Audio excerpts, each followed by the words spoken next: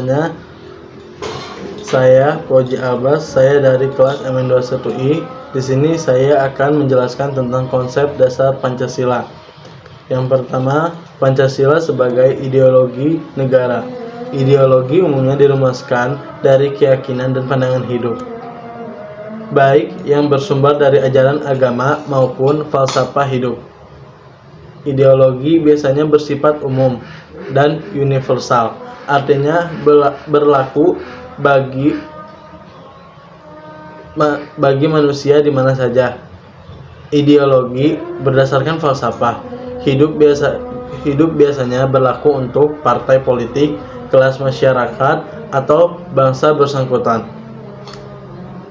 Ideologi berasal dari kata idea yang berarti gagasan, pemikiran, khayalan, konsep, keyakinan, dan logos yang berarti ilmu atau pengetahuan. Jadi, ideologi dapat diartikan ilmu tentang keyakinan atau gagasan-gagasan.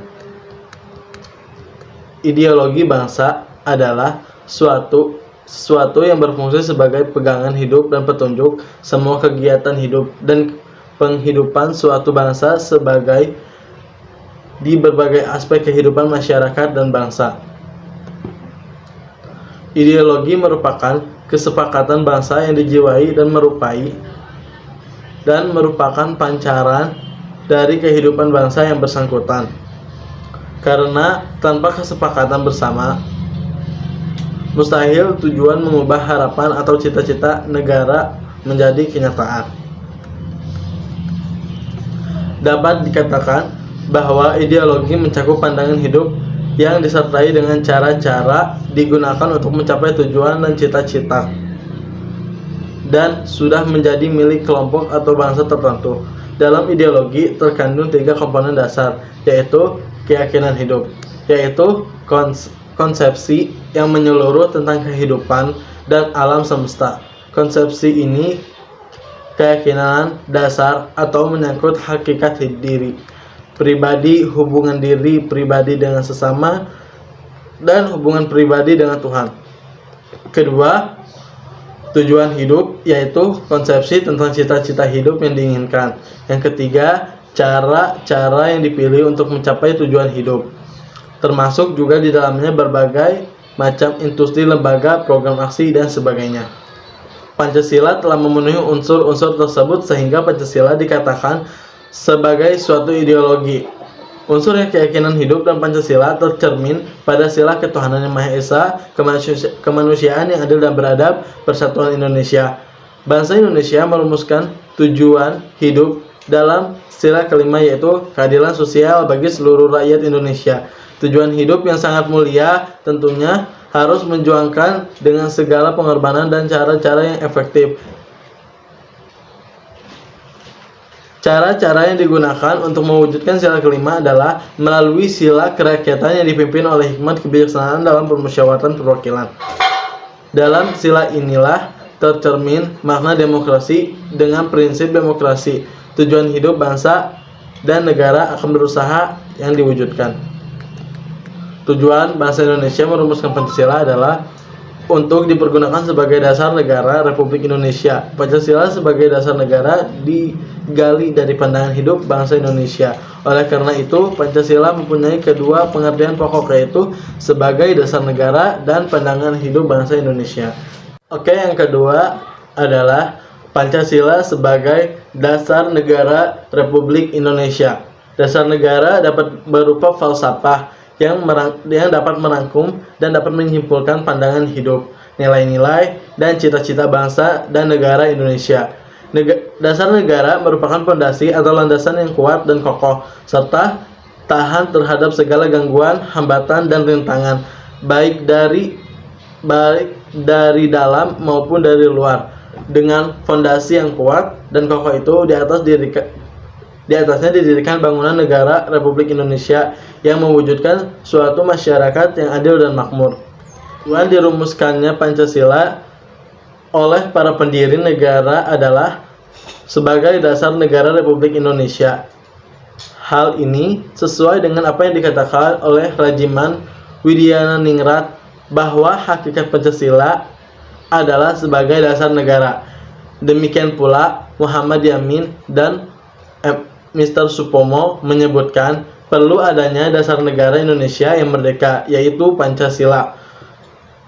Dengan demikian, para pendiri bangsa memang berniat merumuskan Pancasila sebagai landasan negara, sebagai falsafah bangsa. Nilai-nilai luhur Pancasila ini yang pada gilirannya akan menjadi pedoman, patokan, dan landasan hidup berbangsa dan bernegara.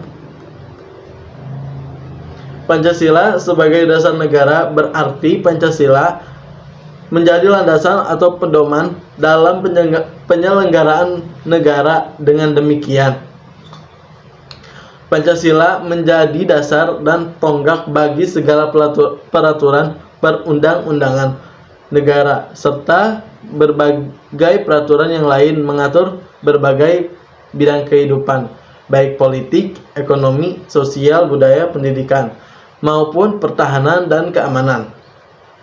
Pancasila menjadi sumber hukum yang paling utama bagi segala perundang-undangan yang dibuat demi terciptanya ketertiban, keteraturan, dan keharmonisan kehidupan seluruh bangsa, masyarakat, dan negara. Pancasila sebagai dasar negara atau disebut dengan falsafah negara atau ideologi negara.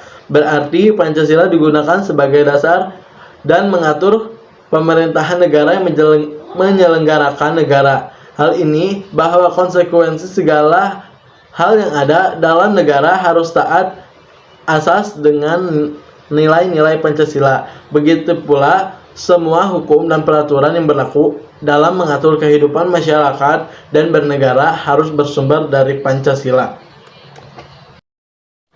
Yang ketiga, Pancasila sebagai pandangan hidup bangsa Indonesia. Kedudukan Pancasila sebagai pandangan hidup bangsa fungsinya adalah sebagai pegangan hidup, pedoman hidup, dan petunjuk arah semua kegiatan hidup dan penghidupan bangsa Indonesia sebagai aspek kehidupan masyarakat dan bangsa Indonesia.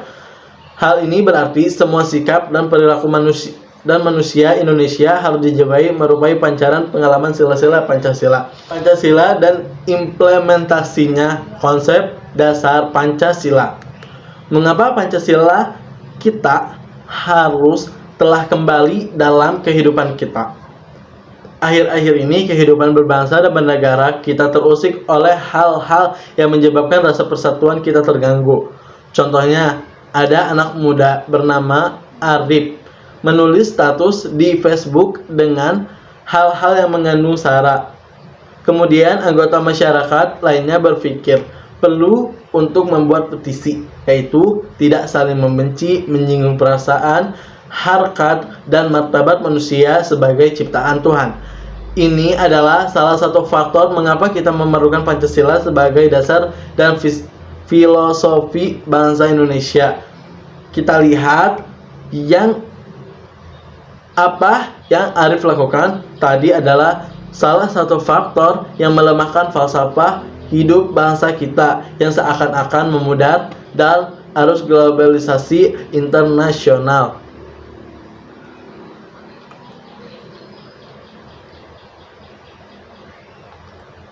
Sekarang mari kita lihat dari mana Pancasila terbentuk. Pancasila tidak serta menyerta ada, tapi berasal dari berbagai sumber yang asalnya dari masyarakat itu sendiri yang terdiri dari